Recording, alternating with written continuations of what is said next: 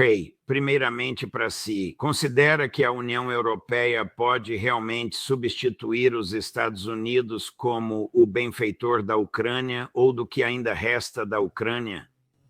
Essa é fácil. A resposta é não. E como podem ser tão iludidos ao tentar projetar a imagem de que, sim, bem, não temos dinheiro, mas vamos roubar algum para os russos e depois vamos comprar armamento dos Estados Unidos? Eles ainda não têm armas, mas em alguns anos terão, e depois damos aos ucranianos que já não terão soldados. Quer dizer, tirando isso, é um grande plano. É um plano genial, mas na realidade não é. O financiamento simplesmente não está disponível e os armamentos não conseguem ser fabricados a tempo. Existem rumores enquanto conversamos, Matt. Bem, há uma declaração neste momento de um jornal em Kiev que o presidente Zelensky está a viajar para a Grécia este fim de semana para discutir questões energéticas. Os rumores na Europa de Leste de uma fonte muito bem colocada que todos nós conhecemos, mas que não quer que eu mencione o nome no ar, é que o presidente Zelensky não vai voltar para casa. Ele irá fugir para a Grécia. Terá ele uma casa para onde voltar? Para onde voltar para casa? Quão debilitado está o exército ucraniano neste momento? Poderá a sua fuga para a Grécia ser a melhor forma de acabar com esta confusão? Bem, agradeço imensamente por me permitirem juntar-me a todos vocês, Juiz e Ray. Estou convencido de que a realidade é que, se ele não voltar, alguém irá ocupar a sua posição, alguém proveniente da extrema-direita, da direita radical, do campo neonazi dentro do atual estabelecimento na Ucrânia. E assim, penso que quem quer que venha a substituir Zelensky, se isto vier a acontecer ou algo semelhante, ou se ele simplesmente tiver um AVC e, não acordar, será alguém incrivelmente obstinado, alguém que está dedicado à vitória na Ucrânia, que está ainda mais dedicado ao projeto neonazi de extrema-direita na Ucrânia que temos visto na última década e mais. Então, eu acho que há um perigo aqui de que, se este rumor for verdadeiro, Zelensky não voltar. Isto não leva a mais paz, ou não leva a paz, mas sim a um entrincheiramento para mais guerra. E eu poderia visualizar, seguindo os comentários do Ray sobre os europeus, como os europeus podem estar satisfeitos com esta situação. Alguns deles, não todos, mas alguns europeus podem perceber isto como o que necessitam para assegurar que a vitória na Ucrânia esteja nas mãos de alguém resoluto, não de alguém que se tenha corrompido ou cuja estrela não brilhe tanto quanto a de Zelensky. E vou fazer esta comparação, faz-me lembrar muito de como trocamos de cavalos a meio do caminho no Afeganistão. Como, depois de Karzai ter passado de ser o líder político mais bem vestido do mundo, segundo a revista Time, a cair em desgraça, trouxemos Ashraf Ghani. E, acredito que o mesmo tipo de dinâmica estaria em ação aqui. Ray Ritter Scott sugere que o esquema de corrupção na Ucrânia alcançou o seu desfecho. Por mais corruptos que sejam, todos sabem que alguns desses indivíduos, incluindo o procurador-geral, também chamado ministro da Justiça, e o ministro da Energia, foram apanhados a roubar. Ninguém será processado. Eles vão poder ficar com o que roubaram, mas estão fora do cargo. Pergunto-me quanto do que eles roubaram foi emprestado em nome do contribuinte americano e enviado para lá. Devíamos ter dado notas de $3. Quero dizer, estão a falar de apenas $100 milhões, correto? Bem, isso é apenas a ponta do iceberg, mas, meu Deus, os relatórios estão a circular, certo? Em Londres e Paris, onde as pessoas estão realmente a sofrer, e na Alemanha, onde estão prestes a enfrentar dificuldades. Em breve, a ideia de que entregamos bilhões de dólares a este regime corrupto, compreende? Terá repercussões, acredito, na Europa. E não estou tão certo de que essas repercussões não ocorrerão igualmente em Kiev. Vou explicar? Feito de forma engenhosa. Os inspetores que desvelaram toda esta situação, meu Deus, toda esta corrupção, quem são eles? Por quem estão a ser dirigidos? Poderiam estar a ser guiados por alguém que verdadeiramente deseja afastar Zelensky? São todos os seus amigos que foram descobertos. Ele ainda não foi implicado. Mas penso que isto terá repercussões na Europa. Com certeza, deveria ter nos Estados Unidos, mas que os próprios ucranianos não seriam capazes de simplesmente ignorar isto e dizer, bem, esperem um segundo. Sabem, estes indivíduos estão a lucrar enquanto os nossos jovens estão a ser mortos. Matt, de volta à Europa.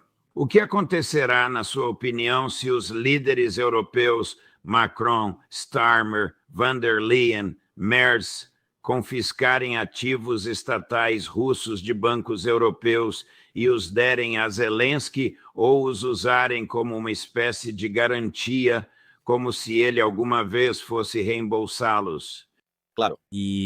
Sabe, juiz os europeus para, sabe, sublinhar o que o Ray estava a falar antes sobre as suas ilusões. Eles não acham que isto seja um problema porque a Ucrânia vai ganhar a guerra e depois a Rússia terá de pagar todo este dinheiro de volta em reparações. Sabe, é até onde chegaram. É onde a sua obsessão os conduziu. O que farão os russos se os seus milhares de milhões de dólares forem subtraídos de um banco, que é onde a maior parte está? O Banco Euroclear, na Bélgica, irá processar e levar o caso a tribunal e eles irão ganhar. E é por isso que os belgas disseram que não vão fazer isso, porque é um caso encerrado, por assim dizer, que perderemos em tribunal. Isso também, sabe, irá minar dramaticamente a pouca fé que as pessoas têm nas nossas instituições, certo? Quero dizer, irá acelerar este declínio na confiança em toda a UE. No entanto, por outro lado, os russos irão retaliar. Os russos declaram que possuem tantos ativos europeus quanto os europeus têm ativos russos, e assim, sabe, entrará neste tipo de guerra econômica, se preferir, ou numa extensão da guerra econômica em curso que temos observado, sabe, desde 2014, essencialmente, ou até mesmo antes disso. Hey, o que ocorre quando os Estados Unidos priorizam as necessidades de uma nação estrangeira em detrimento das suas próprias? Estou a referir-me, claro, ao regime de Netanyahu. Bem, a resposta a essa questão é absolutamente nada. A resposta num regime diferente seria verdadeiramente algo significativo. Em outras palavras, como já foi mencionado inúmeras vezes, Netanyahu exerce um certo controle sobre Trump. Trump não será capaz de realizar qualquer ação ou não conseguirá compreender que pode, efetivamente, tomar medidas para se opor a Netanyahu. E dessa forma, Netanyahu permanece livre para prosseguir com o genocídio, a fome imposta, e independentemente do que o Tribunal Internacional de Justiça declare, ele continuará a agir dessa maneira. Vai depender das Nações Unidas, por amor de Deus. As Nações Unidas deveriam intervir com uma resolução de união para a paz e colocar tropas lá. Está a caminho, mas ainda não chegou lá. E, entretanto, dezenas de milhares de palestinianos estão a ser mortos todos os meses. Então tens um país, Mato, que legaliza o roubo, violação e assassinato desde que a vítima seja palestiniana. Como pode tal país, além de todos os seus outros crimes de apartheid, ser possivelmente aceite na comunidade internacional? Como pode ser tolerado na comunidade internacional? Bem, porque é uma extensão do Ocidente, certo? Esta é a colônia do Ocidente no Médio Oriente. E há uma quantidade considerável de história que podemos explorar e desdobrar. Mas, essencialmente, os europeus e os americanos percebem Israel como parte deles e, por isso, protegem-no. E então, claro, os israelitas entendem o sistema político americano, tal como os britânicos, os sistemas políticos europeus e também os meios de comunicação e a sua capacidade de controlar, influenciar, manipular. E é precisamente por essa razão que Israel possui esta habilidade de ser um estado pária, um estado fora da lei, que, sabe, é curioso, juiz, que os britânicos supostamente cessaram de partilhar informações com os Estados Unidos devido às ações ilegais dos Estados Unidos nas regiões das Caraíbas, no Pacífico, em termos de eliminar pessoas de forma extrajudicial em alto mar. Sabe, o que é um crime de guerra online, uma violação do direito internacional, mas nada comparado ao genocídio em Gaza. No entanto, os britânicos ainda apoiam isso. Dessa forma, a impunidade que os israelitas possuem atualmente tem raízes históricas profundas aqui. Mais uma vez, esse legado de ser uma colônia do Ocidente, assim como a evidente função prática, o evidente sucesso prático da sua habilidade de manipular, controlar e influenciar não apenas a política e os meios de comunicação americanos, mas também os europeus. Então, Ray, tens vindo a sugerir isto há bastante tempo, que Netanyahu exerce um controle considerável sobre Trump, e o nome associado a esse domínio é Epstein. O Dropsite News relatou há poucos minutos que um agente de espionagem israelita permaneceu durante várias semanas na residência de Jeffrey Epstein, localizada em Manhattan. E-mails revelados ontem mostram Epstein a tratar de uma transferência bancária para Ehud, o principal assessor de Barak, chamado Yoni Koren, Koren, que aparentemente também ficava frequentemente no apartamento de Epstein. Isto está a piorar, não está? A CIA está ciente do que o Epstein estava a fazer? Ray McGovern, sim, claro que estava, o mesmo com o FBI. Sabes, o Ehud Barak costumava dizer à esposa que ia ao cinema, certo? Mas ele ia para a casa do Epstein e ficava lá durante semanas. Quero dizer, ele não foi uma vez primeiro-ministro? Foi. Acho que ele também foi.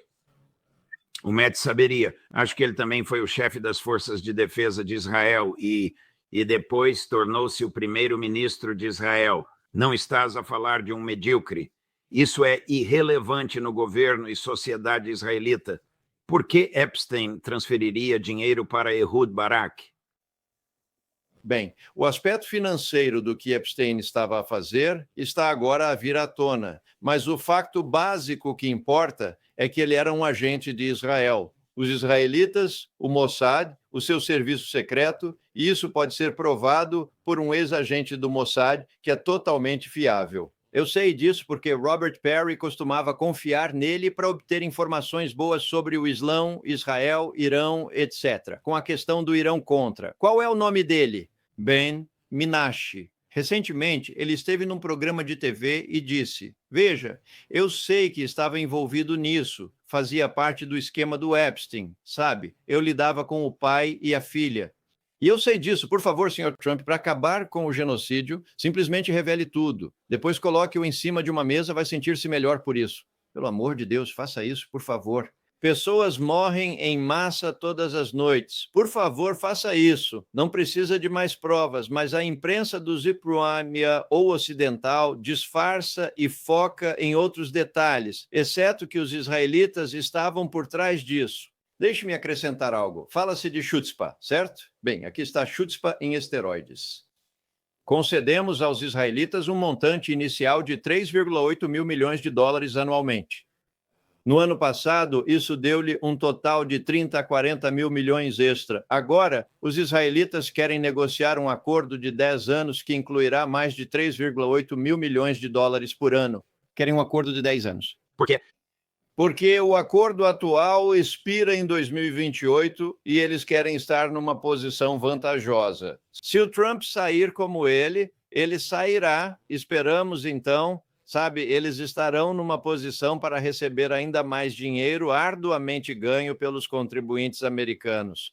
Portanto, a chutzpah é realmente o nome do jogo. E se não estão a pagar qualquer preço pelo que fizeram com Epstein, bem, então, sabe, sentir-se-ão bastante confiantes de que nunca terão de pagar um preço.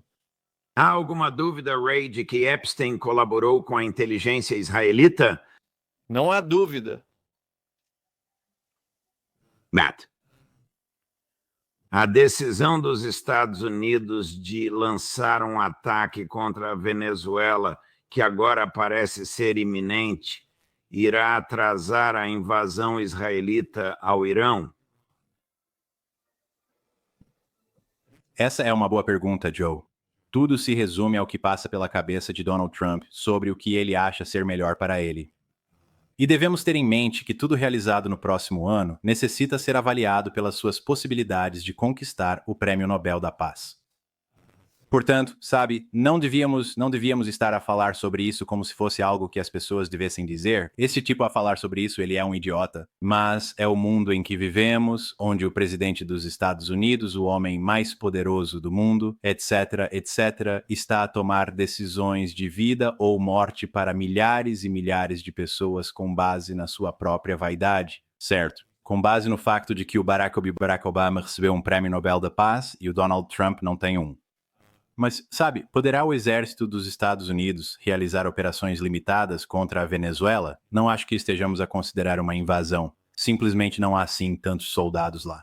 Há 16 mil tropas na área e cerca de 14 mil delas estão a operar navios. Apenas cerca de 2 mil fuzileiros navais podem ir para o terreno lá. Portanto, não estamos a olhar para uma invasão como a do Iraque em 2003. Então, poderiam os Estados Unidos fazer ambas as coisas? Poderia realizar ataques aéreos e incursões de comandos na Venezuela, ao mesmo tempo que apoia os israelitas numa continuação dos últimos 2 anos de guerra com os iranianos? Sabe, em teoria, diria-se que sim, mas depois vemos quem gere o nosso Pentágono e comanda o nosso exército. Observamos o sucesso das Forças Armadas americanas ao longo dos anos, o fracasso dos generais e almirantes, sabe? Julgue-se. Sabemos que os generais americanos têm sido os responsáveis por comandar o exército ucraniano na Ucrânia. São eles os responsáveis por todos os grandes movimentos estratégicos dessa guerra. Claro, os significativos movimentos estratégicos desta guerra, peço desculpa, sabe? E eles foram superados pelos generais russos. A Marinha dos Estados Unidos foi vencida no Mar Vermelho não apenas uma, mas em 2 ocasiões pelos Houthis. E então, claro, na guerra com o Irão no ano passado, que durou apenas 12 dias, Donald Trump teve de encerrá-la encenando este espetáculo, enviando B-2 a meio caminho pelo mundo para lançar bombas nas instalações nucleares, sem saber se funcionariam ou não, mas para ter algum tipo de manobra, algum tipo de teatro ou evento que lhe desse uma desculpa para sair da guerra. Porque os israelitas e os americanos estão a ficar sem mísseis de defesa aérea e, eventualmente, o Irão começaria a sobrecarregar Israel. Então, pode-se olhar para o papel e dizer sim, conseguem fazer ambos. Mas quando se observa a realidade das operações militares americanas nos últimos anos, bem como nas últimas décadas, não tenho muita confiança ou fé de que as forças armadas americanas possam desempenhar bem em 2 guerras ao mesmo tempo. O Washington Post está a relatar, vou ler literalmente, discussões de alto nível sobre se devem atacar a Venezuela e de que forma têm estado em curso há vários dias, de acordo com pessoas que estão familiarizadas com o assunto. Continua a ser incerto se o presidente Donald Trump tomou a decisão de prosseguir com tal escalada. Esta informação foi revelada há aproximadamente 15 minutos. Ray, existem agentes da CIA presentes no terreno na Venezuela? Lembre-se de que o presidente disse que é uma missão secreta, mas estou a revelar a sua existência. Ainda estão lá a tentar causar caos ou perturbações ou a subornar militares venezuelanos para se voltarem contra o seu comandante em chefe? Pois claro que ainda estão lá, juiz.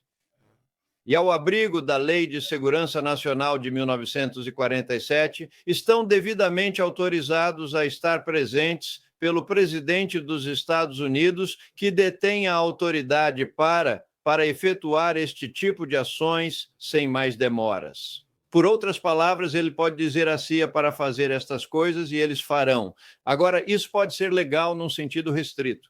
Penso que a Constituição, na verdade, impediria isso. Mas é um crime de guerra internacional, certo? Agora, olhe para os militares. Isso é um crime de guerra internacional em grande escala. O que me interessa é que havia um almirante da Marinha destemido. O seu nome era Alvin, como é que era? Halsey. Sim, era um almirante afro-americano na Marinha, chefe do Comando Sul, que afirmou: eu não quero fazer parte disto. Vou apresentar a minha demissão, mas mais ainda nem sequer estiveste no comando por 1 ano completo. Não faz mal. Eu demito-me. Agora, espero sinceramente, Almirante Halsey, se está a ouvir isto como tantos milhões de outros, diga-nos por que se demitiu. Demitiu-se porque não queria tornar-se um criminoso de guerra. E agora, pessoas como John Yoo e outros chamados advogados, sem querer faltar ao respeito, juiz, chamados advogados, estão a tentar justificar porque é possível que isto não seja um crime de guerra.